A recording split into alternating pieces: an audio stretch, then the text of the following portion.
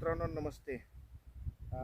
खरं तर पुन्हा आणि एकदा यारा कंपनीच्या सरांचं आपल्या बागेमध्ये आगमन झालं आणि सरांनी मागं आपल्याला जे डोस दिलते त्या डोसचा रिझल्ट तर कॅमेरा फिरवून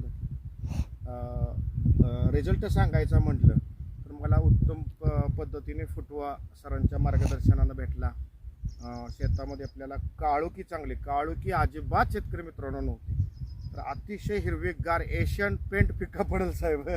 इतकी छान काळोखी भेटली. मायमाऊली सांगायचं म्हणजे आनंदाची बाब म्हणजे फुलांची आणि फुलकळ्यांची आता कळ्यांची संख्या ज्यादा आहे असं म्हणूया.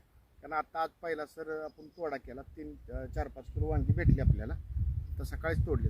पण फुलांची संख्या ही चांगली आहे. मला अजून सर फुटवा पण चांगला आहे.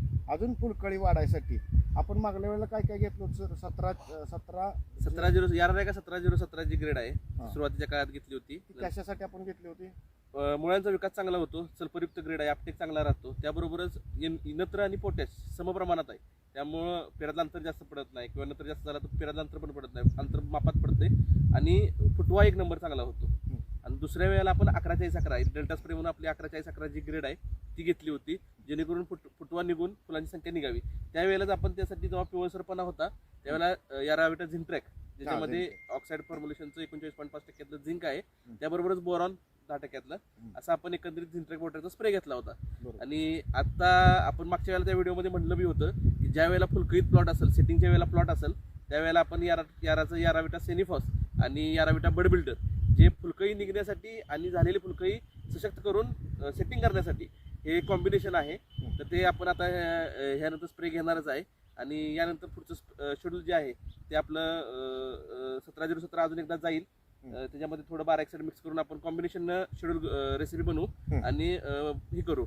आणि ज्या वेळेला आपलं फुल सेट होईल, आपला तोडा चालू झालेला समजा एक गट्टी धरल आपल्या म्हणजे सेटिंग चांगलं होईल, त्यावेळेला आपली याराची दुसरी ग्रेड आहे यारा रेगा 12-0-23 जी तुम्हाला रिप्रोडक्टिव्ह स्टेजमध्ये म्हणजे कोणत्याही पिकाचा किंवा फळाचा विकास होतोय त्यावेळेला ही ग्रेड वापरली जाते.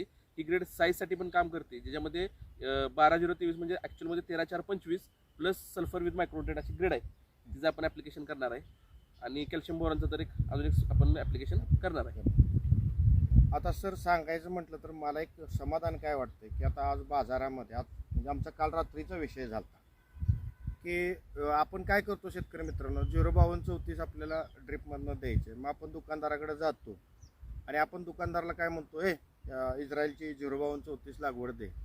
मग मला असं निदर्शनात आलं की मला लागवडीचा रिझल्ट कमी यायला लागला होता, म्हणजे मागं माझा अनुभव. आणि त्यामध्ये ज्यावेळेला आपण पाण्यामध्ये शॅम्पलला जरा टाकली आणि काटकीनं हलवलं तर त्यामध्ये कुठं तर रांगोळी आम्हाला त्याच्यामध्ये भेटली.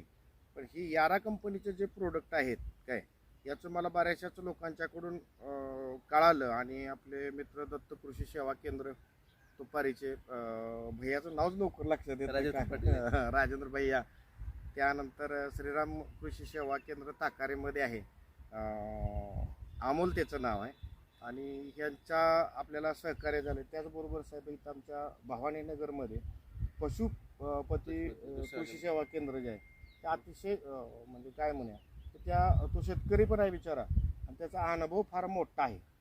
आणि त्यांचं मार्गदर्शन आता ह्याच्यामध्ये आपल्याला सुरुवातीच्या काळात आपली ज्या वेळेला गाठ नाही पडली त्यावेळेला त्यांनी मला 1-2 वेळा मार्गदर्शन केलं आणि त्यामुळं थोडंसं काय झालं की तो तरला प्लॉट, नाहीतर आता हे बी उपडायलाच लागला असतं. म्हणजे मला वाटतंय का तर पावसाळा ज्यादा झाल्यामुळं रानाचा pH बरोबर नाही, पावसाळा ज्यादा झाल्यामुळं येणारे किडींचे प्रादुर्भाव फार मोठे. मग आपण इथं चिकट सापळे ऑलरेडी झाडं लावतानाच भरपूर लावले होते आणि त्याच्यावर मी बघत होतो साहेब, एका रातामध्ये निम्म, दुसऱ्या रातात भरलं, लगेच वर आणखीने लावले. अशा पद्धतीने आपण जरा तुमच्या मार्गदर्शनाने हे खूप चांगलं झाले. पण आता आपल्याला फ्लावरिंग आणि वांग्याची जी काही क्वालिटी आहे ती आपण ह्या व्हिडिओमध्ये शेवटी दाखवणार आहे. शेतकरी मित्रांनो जास्तीत जास्त व्हिडिओ शेअर करा ही विनंती आहे माझी कळकळीची. आणि कोणत्या स्टेजला कोणती लागवड कोणती औषधं वापरायची हे आपल्याला ह्या व्हिडिओच्या माध्यमातून बघायला शिकायला आणि अनुभव भेटेल आणि रिझल्टही भेटेल. आणि ह्यासाठी ज्यांची वांग्याची बाग असू दे, मिरचीची बाग असू दे किंवा झेंडूची, आता तुम्हाला पटणार नाही सर, तुम्हाला पटणार आहे का जर पलीकडे मारा कॅमेरा, त्याच्यातलं आत्ता जवळजवळ किती आहे हो, एक 40 फूट झेंडूची झाड आहेत ते. आणि 40 फुटामध्ये साहेब 5-6 किलो झेंडू तोडून आपण तरी घातलाय तरी फ्लॉवरिंग बघावं. भरपूर आहे. तुमच्या कृपाशीर्वादानं यारा कंपनीच्या कृपाशीर्वादानं ही किमया झाल्या आणि मिरचीला पण मिरच्याची सेटिंग चालू व्हायला लागले नाही, आणि सर. ह्या स्प्रे नंतर का नाही तुम्हीच म्हणाल की सेनिपॉन बिल्डरचा स्प्रे झाल्यानंतर सेटिंग एकदम छान होऊन आपल्याला फळांची संख्या चांगलीच मिळेल.